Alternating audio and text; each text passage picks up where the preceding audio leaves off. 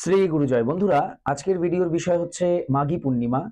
মাঘী পূর্ণিমার এই বিশেষ তিথি, বিশেষ দিনে আপনারা কি কি করলে আপনাদের বাড়ির উন্নতি হবে, আপনাদের বাড়ির মঙ্গল হবে, আপনাদের আর্থিক উন্নতি হবে, আপনাদের সমস্ত কিছু, সেই বিষয়ে কিন্তু আজকে ভিডিও বানাচ্ছি।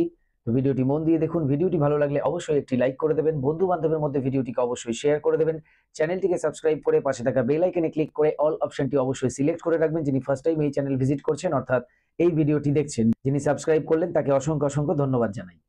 দাদা ভাই, তুমি যে হোপোনোপো প্রেটা করতে বলেছিলে, ওইটা করে আমি যে কি ভালো ফল পেয়েছি কি বলবো। আর তার সাথে সাথে কামদেব ভগবানের মন্ত্র আমি দুবেলা করে জপ করতাম। মানে কি বলবো, মিরাকেল ঘটেছে দাদা ভাই আমার সাথে। Thank you Mithun da, thank you thank you thank you so much. তুমি মানুষ রূপে দেবদূত আমার কাছে।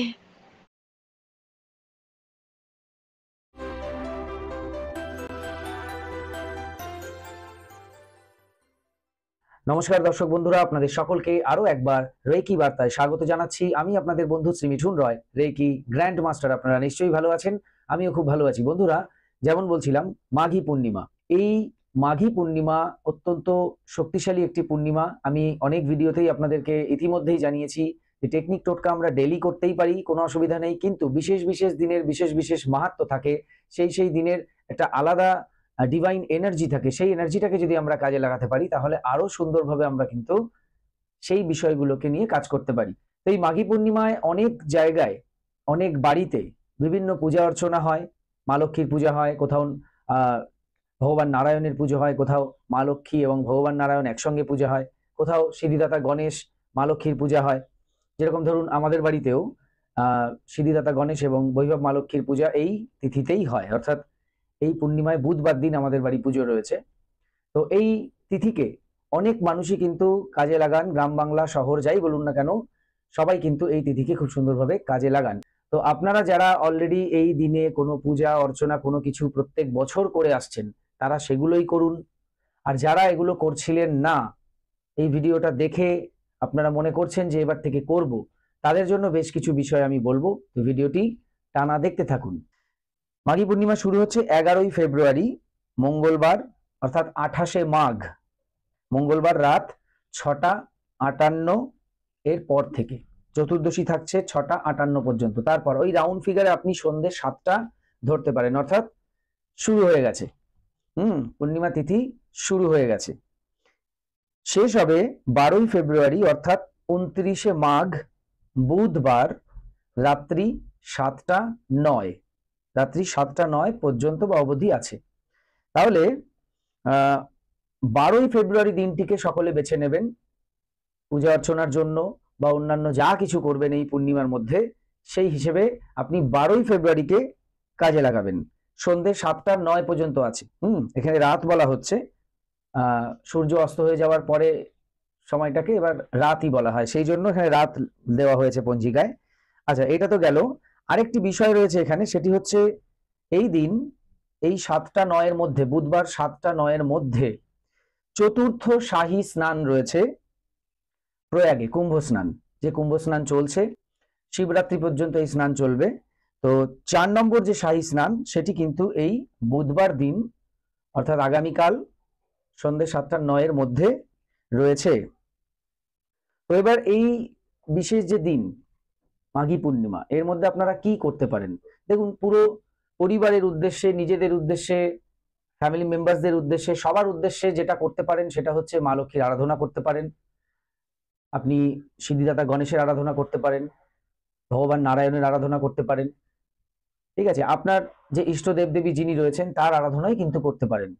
যাকে আপনি মানেন তারই আরাধনা করতে পারেন এই বিশেষ দিনে। তো এখানে আপনি যে দেবদেবীর আরাধনা করছেন তার মন্ত্র জপ করতে পারেন 108 বার বা 1008 বার। সবকিছু মঙ্গলের জন্য, সমস্ত দিক থেকে সমস্ত বিষয়কে সুন্দর করার জন্য, আরো অনেক বেশি পজিটিভ এনার্জি পাওয়ার জন্য আপনি করতে পারেন, সবার মঙ্গল কামনায় আর কি। মন্ত্র জপ করতে পারেন। এছাড়া যারা পূজা অর্চনা করছেন বাড়িতে, তারা সেগুলো করতে পারেন। হোম যজ্ঞাদি এগুলো করতে পারেন। বুঝতে পেরেছেন? তো ধরুন কারো বাড়িতে পূজা হচ্ছে, তো পূজার মধ্যে আপনি হোম করারও চেষ্টা করুন। হোম বা যজ্ঞ যেটা হয়, তো এই হোম করলে কি হবে, বাড়ির এনভায়রনমেন্টের মধ্যে একটা পজিটিভিটি ছড়িয়ে যায়, আশেপাশেও একটা পজিটিভ এনার্জি ছড়িয়ে পড়ে, এবং এটা কিন্তু দীর্ঘ সময় ধরে আপনার বাড়িতে সেই প্রভাব, সেই সুপ্রভাবটা থাকবে। তো যারা করছেন পূজা অর্চনা, যারা করছেন, ধরুন লক্ষ্মী পুজো করছিলেন, তো হোম করছিলেন না, কিন্তু আমি বলবো লক্ষ্মী পুজো যদি করছেন তো তার সঙ্গে হোম করুন। যদি নারায়ণ পুজো করছেন তার সঙ্গে হোম করুন। যদি গণেশ পূজা করছেন তার সঙ্গে হোম করুন। আমি হোমটাকে অ্যাড করে দিচ্ছি। তো এটা করতে পারেন। আর যারা ধরুন কিছু করছিলেন না, শুধু মন্ত্রই জপ করুন। যাদের বাড়িতে কোনো পূজা অর্চনা আপনারা এই তিথিতে করছেন না, আপনারা শুধুমাত্র মন্ত্র জপ করুন। মা লক্ষ্মীর মন্ত্র জপ করতে পারেন, শ্রীং বা শ্রীম। একজন কমেন্ট করেছিলেন এর আগে যে কেউ বলছে শ্রীং, কেউ বলছে শ্রীম, আমরা কোনটা ধরবো, আসল কোনটা? তো শ্রীম হচ্ছে সংস্কৃত উচ্চারণ, তালিবস্বয় রফলা দীর্ঘি ম, শ্রীম। এটা হচ্ছে সংস্কৃতর উচ্চারণ। আমরা বাংলা উচ্চারণ যদি করি একদম গোদা বাংলা, তাহলে হবে তালিবস্বয় রফলা দীর্ঘি অনুস্বর শ্রীং।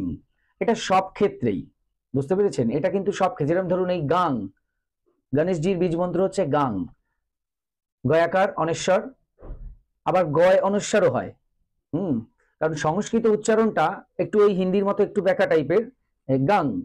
তো সেখানে গাংও বলছি না, গংও বলছি না, গাং এরকম টাইপের মিডিলে, ওই জন্য একটু এরকম হয়। তো যাই হোক, যেটাই করছেন সেটাই কিন্তু চলবে। আপনি গাং বললেও সেটা ঠিক, আপনি গং বললেও সেটা ঠিক, আপনি গাম, ওই একই নিয়ম, অনুস্বারের জায়গায় ম হয়ে যাচ্ছে সংস্কৃততে। গাম যদি বলেন সেটাও কিন্তু একই, বুঝতে পেরেছেন? 7 চক্রের বীজ মন্ত্রের মধ্যেও কোথাও দেখবেন কেউ বলছে লাং, কেউ বলছে লাম, কেউ বলছে বাং, কেউ বলছে বাম, ঠিক আছে? লাং বাং রাং ইয়াং হাং আং ওম, এই যে 7টা চক্রের আমাদের মন্ত্র রয়েছে, সেখানেও কিন্তু ওই লাংকে কেউ লাং বলছে, কেউ লাম বলছে, অনুস্বার কেউ বলছে, কেউ ম বলছে। তো এটা বাংলা উচ্চারণ এবং সংস্কৃত উচ্চারণের মধ্যে একটু সাউন্ডের একটু ফারাক হয়ে যায়, আর কিছু নেই, শুধু সবই ঠিক, এটাও ঠিক ওটাও ঠিক। যেমন আর একটা বিষয় এখানে ক্লিয়ার করে দেবো, সেটা হচ্ছে অনেকেই বলেন যে বীজ মন্ত্র আমরা কেন, আমরা কি করে জপ করতে পারি, আমরা দীক্ষিত মানুষ নই। তো এই বীজ মন্ত্র জপ করার ক্ষেত্রে অনেকেরই অনেক প্রশ্ন রয়েছে, অনেকের না, আমি কিছু কিছু কমেন্ট দেখি কোনো কোনো ভিডিওতে, খুব কম সংখ্যক, তাদের উদ্দেশ্যেই বলবো, বা আপনারাও জেনে রাখুন। দেখুন, আমরা যেটা দীক্ষা মন্ত্র পাই সেটা কিন্তু সিক্রেট মন্ত্র, সেটা ঢাক পিটিয়ে লোককে বা মানুষকে বলার বা লেখার জিনিস নয়, সেটা একমাত্র সদ্গুরু জানবেন এবং শিষ্য জানবেন, বা গুরু জানবেন এবং শিষ্য জানবেন, বুঝতে পেরেছেন? আমি শ্রীগুরু সংঘের দীক্ষিত একজন মানুষ, তো আমি যে মন্ত্র পেয়েছি দীক্ষা মন্ত্র, সে মন্ত্র কিন্তু আমি কাউকে কোনো সময় বলতে পারবো না, আমৃত্যু পর্যন্ত আমি কাউকে বলতে পারবো না। আমি আমার বাড়ির কাউকেও বলতে পারবো না, যে আমার পরিবারের কেউ ভুলে গেছে আমি তাকে বলে দিলাম, হবে না, সেটা পুরোপুরি সিক্রেট, সেটা বলে দেওয়া মানেই তার শক্তি নষ্ট হয়ে যাওয়া। তো যারা দীক্ষিত মানুষ আছেন নিশ্চয়ই এই জিনিসটা জানেন। তো সেই দীক্ষা মন্ত্রের ব্যাপার আলাদা, সেটা কোনো জায়গায় লেখাও হয় না, কিছু হয় না। আর এই যে বীজ মন্ত্র, দেবদেবীর বীজ মন্ত্র আমরা প্রত্যেকেই জপ করতে পারি, যদি আমি ঠিকভাবে উচ্চারণ করছি তো আমি অবশ্যই বলতে পারি। ভগবানের নাম গান করতে গেলে আমাদের বিশেষ করে গলায় পৈতে ধারণ করতে হবে, বিশেষ বর্ণের হতে হবে, বিশেষ জাতের হতে হবে, বিশেষ জাতি ধর্ম বর্ণ এগুলোর কিছু নেই। ঈশ্বর হচ্ছে আপনার সৃষ্টিকর্তা, আপনার মা বলুন, বাবা বলুন, বন্ধু বলুন, সবই তো সে। তমেবা মাতা চ পিতা তমেবা, তমেবা বন্ধুশ্চ সখা তমেবা, তমেবা বিদ্যা দ্রবিণং তমেবা, তমেবা সর্বং মম দেব দেব। তো তিনি সব, ঈশ্বর সব। তো আপনি ঈশ্বর মানে তার, আপনি বন্ধু বলুন, মা বলুন, বাবা বলুন, তাকে আপনি ডাকতে পারবেন না? তাহলে তার বীজ মন্ত্র বলতে গেলে আপনাকে বিশেষভাবে কোনো পড়াশোনা করে আসতে হবে, বিশেষ কোনো সার্টিফিকেট নিয়ে আসতে হবে? আগে বলুন। এটা অনেকেই কমেন্ট করেন, আমি তাদের উদ্দেশ্যে এগুলো বললাম। যাই হোক, এই মন্ত্রগুলি জপ করতে পারেন এই দিন আপনি একদম শান্তভাবে, ওই তিথির মধ্যে বুধবার দিন করবেন, সেটা সবচেয়ে ভালো হবে। বুধবার দিনটিও খুব ভালো, ঠিক আছে? বার হিসেবেও বুধবার অত্যন্ত ভালো। তো ওই দিন করুন, সন্ধ্যা বাড়িতে ঘরে ধরুন সন্ধ্যা দিন, সন্ধ্যা দেওয়ার পরেই করুন। কতক্ষণ লাগবে? 10 মিনিট লাগুক। আর 1 গ্লাস জল বা একটা ঘটিতে জল সামনে রেখে নেবেন, মন্ত্র জপ করুন, জলটা পুরোপুরি সেই আপনি যে মন্ত্র জপ করলেন সামনে জলটাকে রেখে ওটা চার্জ হয়ে যাবে, সেই জলটা পান করুন, পরিবারের লোককে দিন, পান করিয়ে দিন, মানে পরিবার লোককেও, পরিবারের অন্যান্য মানুষদেরও পান করেন এবং চারিদিকে ছিটিয়ে দিতে পারেন, স্প্রিঙ্কল করতে পারেন। হ্যাঁ, এটা একটা বিষয়। আর আপনি পূর্ব দিকে অথবা উত্তর দিকে মুখ রেখে বসে মন্ত্র জপ করবেন। যারা অপারক, যে ঠাকুরের কাছে বসে বা কোনো আসনে বসে করতে পারছে না, অসুস্থ মানুষ, তারা বিছানায় শুয়ে শুয়েই করুন, বা যেভাবে আপনাদের খুশি সেইভাবেই করুন। যদি পিরিয়ড অশৌচ, কাল অশৌচের বিষয় থাকে, মনে মনে করুন, মনে মনে, মনে মনে, মন সদা পবিত্র থাকে, সে পিরিয়ড অবস্থায়ও থাকে, অন্য সময়ও থাকে, অশৌচ অবস্থাও থাকে, কাল অশৌচ অবস্থাও থাকে। মনকে সবসময় পবিত্র রেখে মনের থেকে ঈশ্বরকে সংযোগ স্থাপন করুন। আপনার বাহ্যিক আপনি কোথায় আছেন, আপনি ল্যাট্রিনে বসে আছেন কিনা সেটাও কিন্তু, বা ডাস্টবিনের উপর বসে আছেন কিনা সেটাও কিন্তু ম্যাটার করে না, কেমন? তো আপনি মন থেকে করুন, মন থেকে। বাইরে একদম পুরো টিপটপ একদম সাত্ত্বিক ভাবে বসে আছেন, কিন্তু মন থেকে করতে পারছেন না, মন অন্য জায়গায় চলে গেছে, মন খারাপ দিকে চিন্তা করছে, তাহলে কোনো লাভ নেই। হবিষ্য করেও যদি মন কামিনী কাঞ্চনের দিকে থাকে তাহলে অধম। আর মাছ মাংস খেয়েও যদি মন মায়ের দিকে থাকে তাহলে সেটা উত্তম।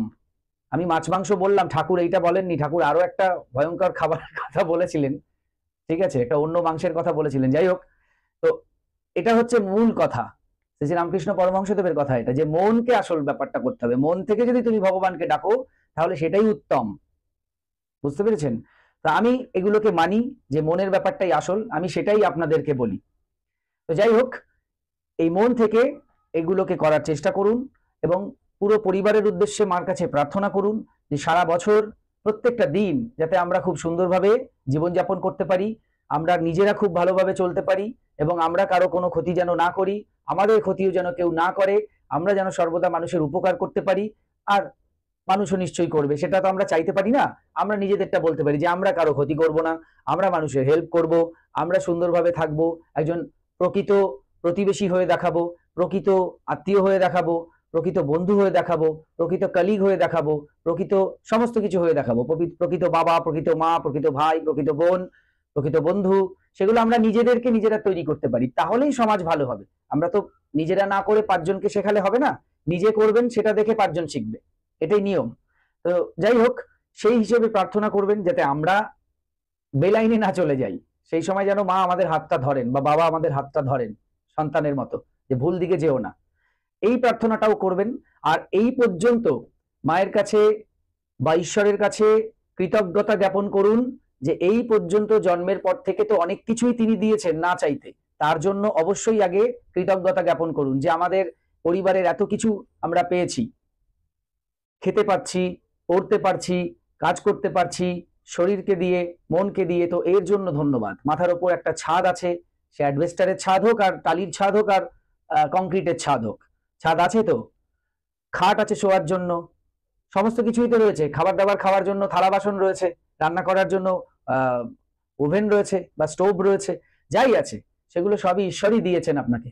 তো সেইগুলোর জন্য ধন্যবাদ জানান, কৃতজ্ঞতা জানান, এবং পাশাপাশি নতুন যে জিনিসটা আপনার জীবনে প্রয়োজন সেটাও আপনি চান বা সেটার জন্য আপনি প্রার্থনা করুন। এখানে প্রেজেন্ট টেন্সে বলার কোনো দরকার নেই, নর্মাল ভাবেই ঠাকুরের কাছে যেরকম আমরা চাই, মা বাবার কাছে যেরকম চাই যে মা এটা আমাকে কিনে দাও, বাবা আমাকে এটা কিনে দাও বা দাও, ঠিক সেইভাবেই সন্তান হিসেবে মা বাবার কাছে চাইতে পারি। এখানে প্রেজেন্ট টেন্সে বলার কোনো দরকার নেই। আর যদি আপনার বলতে হয় যে প্রেজেন্ট টেন্সে আমি বলবো, আপনার মন করছে, তাও কিন্তু আপনি অবশ্যই বলতে পারেন, আপনার কোনো যদি ইচ্ছে থাকে, তাহলে ইচ্ছে পূরণের ক্ষেত্রেও আপনি এটা ব্যবহার করতে পারেন। আর সার্বিকভাবে আপনার পুরো পরিবারের আর্থিক উন্নতি, শারীরিক উন্নতি, মানসিক উন্নতি, পড়াশুনোর বিষয়, সাফল্যতা বা সফলতা, সবকিছুর জন্যই আপনি কিন্তু মন খুলে সেই প্রার্থনা করতে পারেন আপনার সেই ভগবানের কাছে এই বিশেষ দিনের বিশেষ তিথিতে। হচ্ছে ভিডিও, আরো কিছু জানতে হতে পারে কি শিখতে স্ক্রিনে দেওয়া নম্বরে হোয়াটসঅ্যাপ করুন। বর্তমানে প্রত্যেকটি ক্লাস অনলাইনে চলছে, আপনার বাড়িতে বসে আপনি যে কোনো ক্লাস বা কোর্স ইজিলি করতে পারেন। হোলি ফায়ার 3 রেকি, যা বিশ্বের সবচেয়ে শক্তিশালী রেকি, যে রেকি শিখলে আপনি আপনার জীবনের সমস্ত ধরনের সমস্যাকে সমাধান করতে পারেন। এই কোর্স শেখার জন্য, এছাড়া বিভিন্ন কোর্স আমি শেখাই, যে কোনো কোর্স শেখার জন্য যোগাযোগ করুন এবং শিখে নিন সেই কোর্স। সবাই খুব ভালো থাকুন, সুস্থ থাকুন, দেখতে থাকুন রেকি বার্তা। এতক্ষণ ভিডিওটি দেখার জন্য, কথাগুলো শোনার জন্য আপনাদের অসংখ্য অসংখ্য ধন্যবাদ জানাই। আজকে আসছি, নমস্কার।